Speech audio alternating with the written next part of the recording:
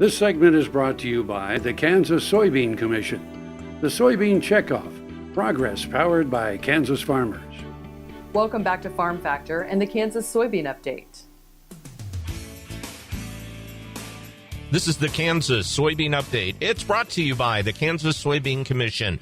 The Soybean Checkoff, progress powered by Kansas farmers. Doug Shoup, K-State Extension Crops and Soil Specialist, and also serves as the chair of the Kansas Soybean Yield and Value Contest, is joining us. And Doug, of course, at the Kansas Soybean Expo, you announced the results of the 2016 contest. We had our record turnout this year. 300 or so people showed up for the day, and then we had a bunch of people there to witness all of our yield winners and quality winners across the state. And what were some of the highlights of this year's contest? Well, you would think with a record soybean harvest across the state, we were bumping yields up higher than they've ever been on a statewide basis, about 8 bushels or more better than what our previous record was. You would think that we would hit 100 bushels, but we actually failed to do that again this year. I think what we found out is that we increased a lot of our less productive acres, and that made up the overall state yield. We had a great turnout for the yield contest. We had over 50 entries again this year, which was slightly down from last year, but we still had a great turnout. The overall yield winner in the dryland happened out in western Kansas. Ernie Schlatter of Lebanon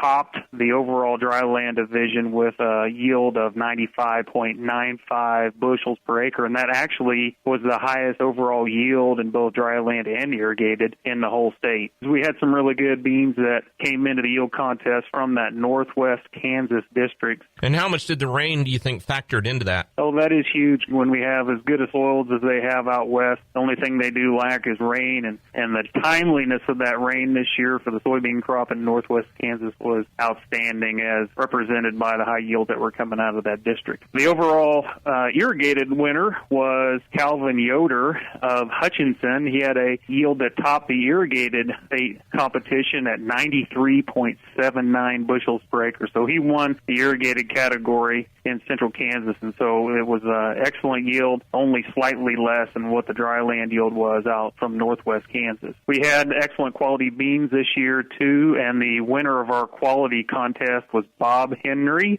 of Robinson, Kansas. He had excellent quality soybeans this year with an increase in overall value above the cash price of 80 cents a bushel. That is Doug Shoup, who serves as the chair of the Kansas Soybean Yield and Value Contest, and he joins us on the Kansas Soybean Update. It's brought to you by the Kansas Soybean Commission. The Soybean Checkoff, progress powered by Kansas farmers. Learn more at kansassoybeans.org. For Kansas Soybeans, I'm Greg Akagi.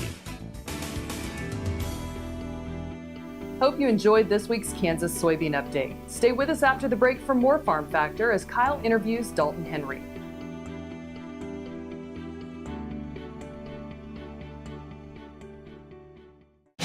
This Medford, New Jersey school bus runs on biodiesel, and so do these.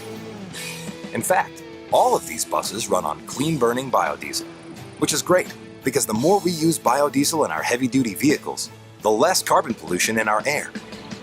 Think how great it would be if more of our school buses ran on biodiesel. More biodiesel, less carbon pollution. More is less. Biodiesel, America's advanced biofuel.